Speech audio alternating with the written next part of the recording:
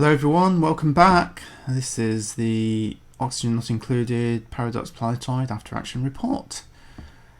Now, since the last episode, I had a few comments that the audio was a little bit too low in my previous videos. So I should have solved that with this episode. I did have another one recorded, which I've, at the previous audio setting, which I've decided to bin, and then instead I will summarise everything that's been going on in this episode instead. So the first thing, if we just zoom in, we've solved our food problem. So got loads of food, and that's allowed us to hire 3 new dupes. So if we go to our skills and just let's have a look at them.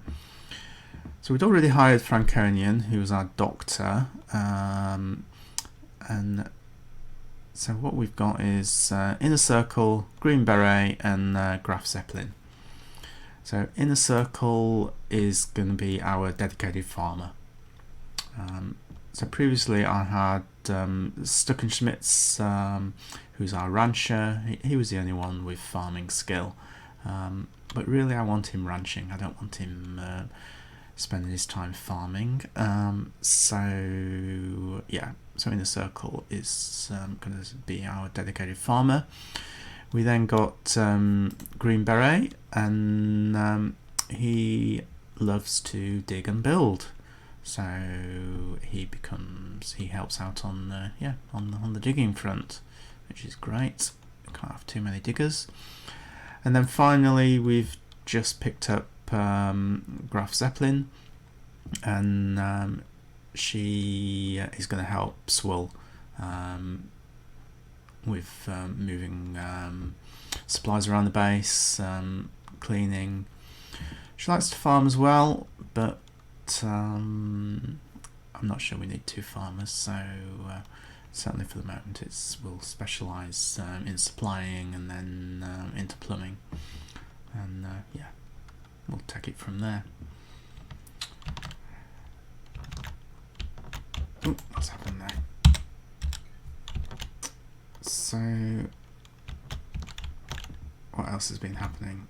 So we sorted out our water supply issue. If we switch to the plumbing overlay, and as you see here, the water in our pit, 81 degrees, so it's pumping out hot, goes through our piping set up here, and down into our cold rust biome. We've got some radiant piping set up, so I think I've explained before, radiant piping allows the temperature to equalise with the outside environment. Got a couple of wheezeworts planted in planter pots to keep that temperature cold down there, and then the water comes out quite cold. Now, one thing I did wrong here, which I'm just correcting at the moment, is I just put in normal piping here. What I should have done was make this insulated piping. So we're changing all this along here to insulated piping, because otherwise the temperature along here is going to seep out into this corridor. Not as quickly as it does with radiant piping, but it's still going to seep out, and it's going to warm up this corridor. So as you can see here, temperature 5.86 degrees centigrade. Come out here and it's slowly starting to increase in temperature, and that's fine to a point, but I would prefer that temperature to start being done up here, because then that's going to help cool down the base a little bit, and I don't want this hot water seeping into this corridor here. I want that heat exchange to happen down here. So we're just fixing that. If we actually stay on the plumbing overlay, so the water comes up here, and we've set up our bathroom. So 3 sinks, 3 toilets. Water comes in, polluted water comes out, as we can just see happening here, and goes into this reservoir here. We've had that running for quite a while now. It's only half full. Once it starts to get full though, we'll just build another liquid reservoir, daisy chain it on the end of that, and that'll last us for a long time. Ultimately though, what we will do is set up a water sieve. Water will come out of that into the sieve, and we'll build that down here. And then you pump the water back into your bathroom, and you just have a self-containing loop then, and at that point you can you don't need to pump in fresh water anymore, so that saves on water. The main project though that we're doing here is setting up some electrolyzers for oxygen. So we've been living off our rust deodorizers like this one here, which require rust and salt.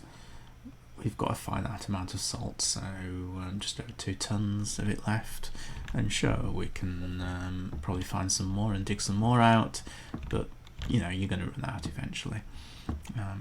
So what we want to do is start making our oxygen from water, and that's what this setup is going to do here.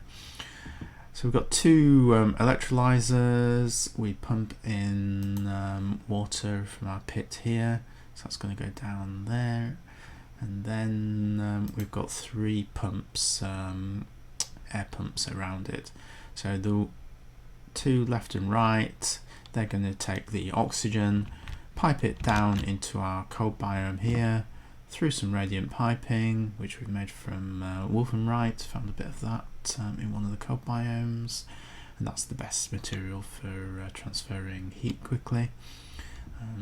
Probably done more piping than I need to really, but you know, I wasn't not quite sure how much I need to get it down cold, and then that's going to pipe up into our base, and then we're just setting up a ventilation system. So vents here, put one there, one there, one there, and probably build some more down here as well. Yeah, so that'll distribute that oxygen. The other thing that comes out of our deodorizers, our electrolyzers of course, is going to be hydrogen.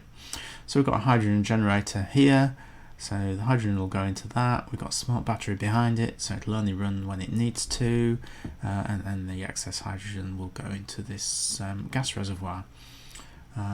So this is all going to be on its own little loop, so we're not going to connect this generator to the rest of our grid, and once we've got it all built, we'll seal off these walls here, set up some seals here, and an airlock probably, same here, and that will just keep the heat inside this rig, because it's going to get quite hot once it starts running. So that's about it for that. Everything you can see here, we're building out a little water airlock. So the idea is this bottle emptier, once this is built, we'll turn that on.